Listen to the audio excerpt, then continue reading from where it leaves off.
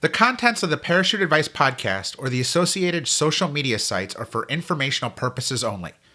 This podcast and associated social media sites represent the opinions of the host and his guests to the show. The content is not intended to be a substitute for professional advice, diagnosis, or treatment. Always seek the advice of your mental health professional or other qualified health provider with any questions you may have regarding your condition. Never disregard professional advice or delay in seeking it because of something you have heard or read on the Parachute Advice podcast or associated social media sites.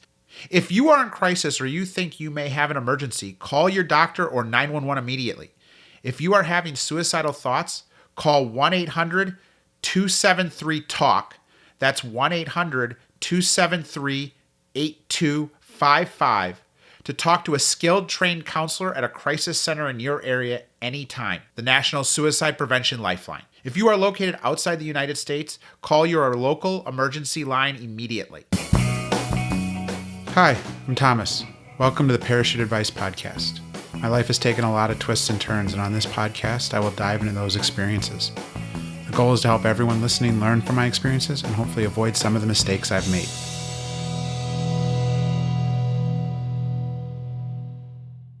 Hi, welcome to today's episode of the Parachute Advice podcast.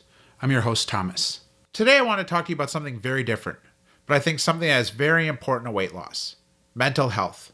I think everyone suffers from issues in this area one way or another. I personally have had stretches of very bad depression and at times suffer from severe anxiety. I'm not ashamed of the fact that I've sought out professional help several times in my life, both after my dad had died when I was 11 and 12 years old, and then again after my mom died when I was 25. Both times I lashed out with severely destructive behavior. How severe?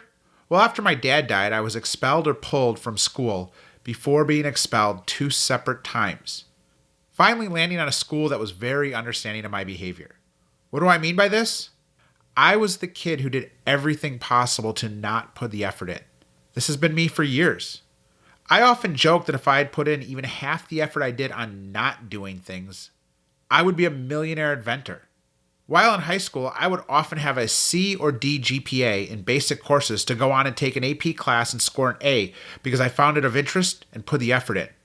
Frankly, it's a miracle I even graduated high school. Not because I couldn't, but because I was doing everything in my power to not. This same type of behavior erupted again when my mom passed away. I successfully drank myself out of a great restaurant job, ultimately being told I should quit before I was fired. It was not unheard of for me to come home and drink till I passed out, wake up, have a drink or two, and head into work. All while I was doing a bang-up job destroying friendships.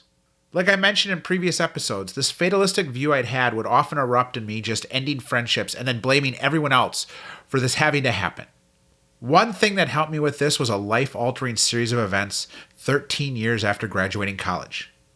I had destroyed a friendship with my best friend from high school. We were so close during college, we even got apartments across the hall from each other. Why not roommates, you ask? Well, we knew each other so well, we knew we could never be roommates. I won't go into details about this because first off, it's still very personal, but more importantly, it's not my story to tell without getting the okay from his family. But let's just say it had a profound impact on my life. It really forced me to think about a lot of things and what needed to change. That said, I didn't make those changes easily or quickly.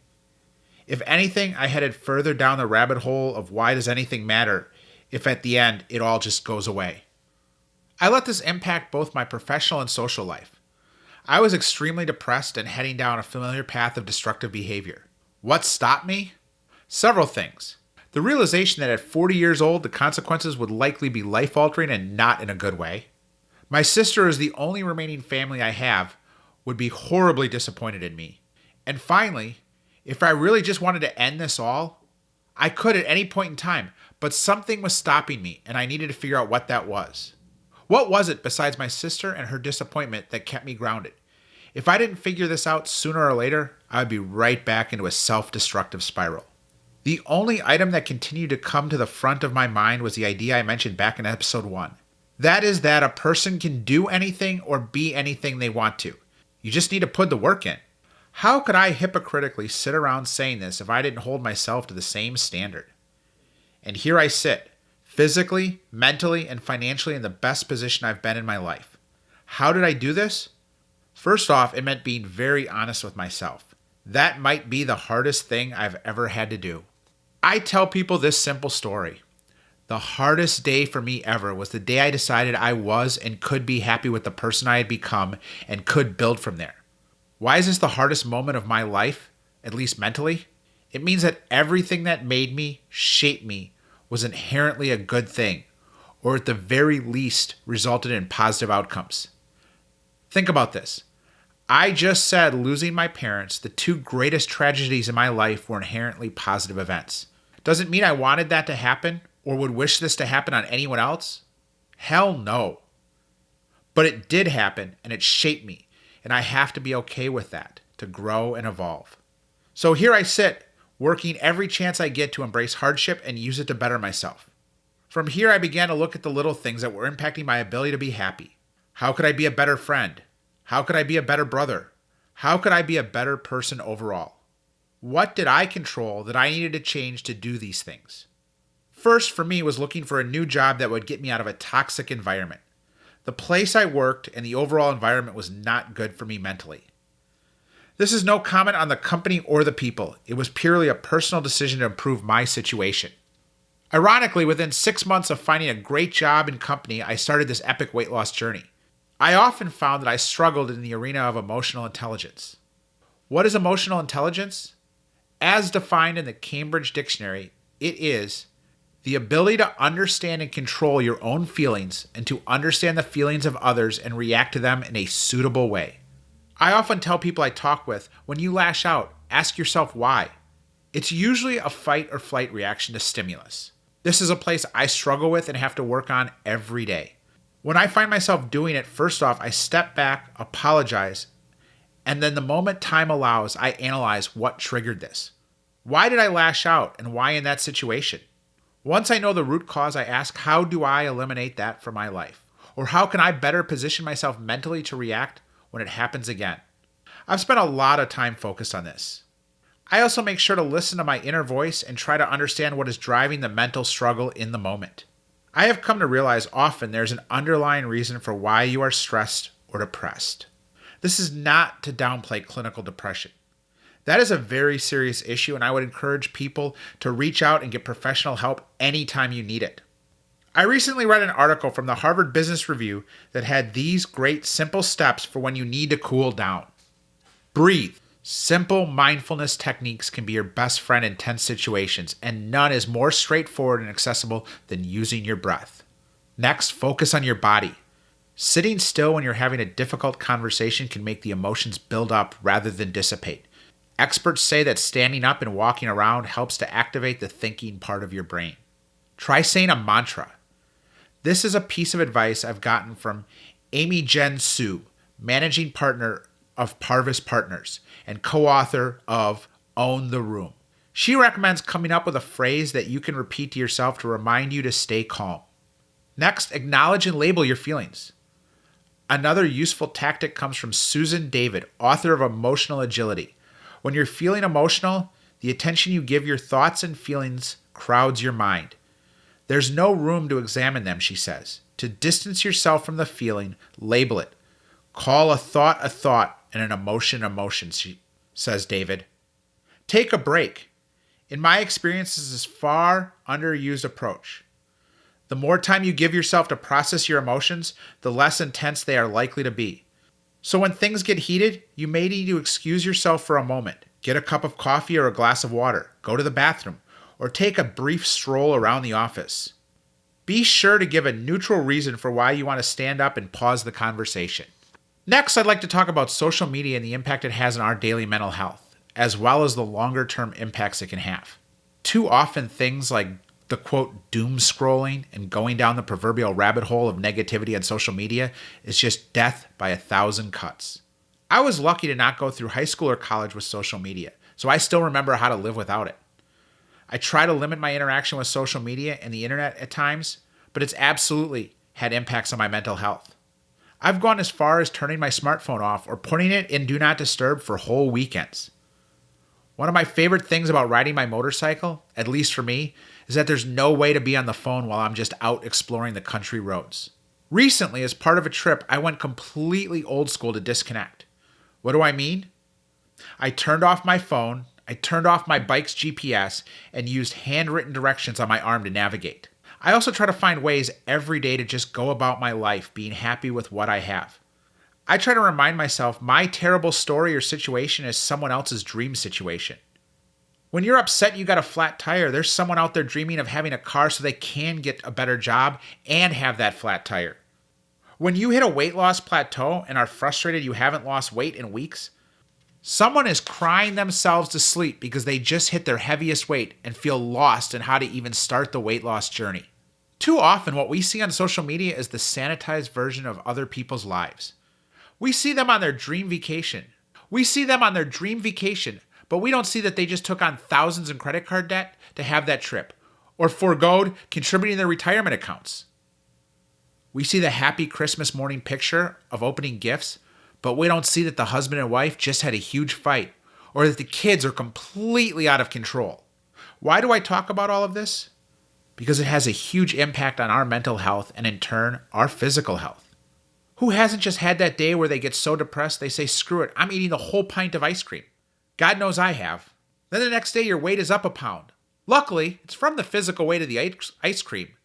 But we say, screw it, I failed, and the next thing you know, it's 6 months later and all of the gains you had made on your weight loss journey are gone. I know how this goes because I've been there and I've done that. Another thing I struggle with all too often is anxiety. At times it can be terrible. I've gotten so stressed at times and let my anxiety get so bad that it becomes crippling. All too often I find it's over the dumbest of things. My biggest issue personally is I'm a planner. I like to have a plan for anything that could come up, and when I get into situations where I can't plan for everything, I get terrible anxiety and get stuck in these feedback loops. I've learned over the years that the best thing to do is step back and find the root cause of these anxiety feedback loops and look for solutions. I also find it best to take them on head on. For example, 2 years ago, before I lost the weight, I was planning to go on a solo motorcycle trip between jobs. I got so hung up on all the irrational things that could happen and how the trip could go wrong that I ultimately made up a huge excuse for why the timing wasn't right and didn't go on the trip. Think about that. I let irrational anxiety ruin a vacation. How often do we all let fears like that get in the way of us and our journey to greatness? Back to that trip. What did I ultimately do? Well, I went this past fall. It was my celebration for hitting my 200-pound weight loss goal. It would force me to face all the trip's fears as well as learn how to go on vacation after losing all that weight. That was something I was starting to get real anxiety about. How would I manage a vacation and eating out after all of the work losing all that weight? I had an irrational fear that one trip and I'd go to bed and wake up the next day and be 200 pounds heavier. I still let this get in my head from time to time, but this trip helped to prove it's a crazy fear. If you stick to your long-term plan, things will be fine.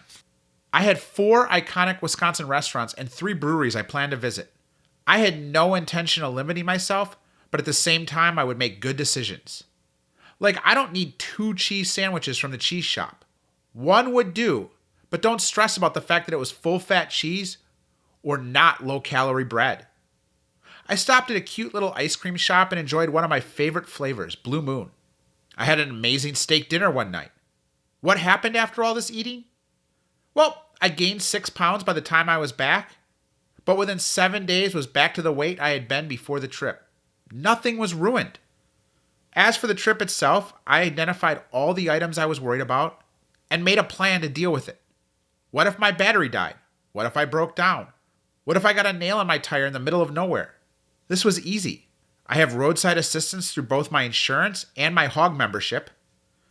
I carried a mini jumper pack and a tire repair kit with an air pump. Did I overpack? Of course, I always do.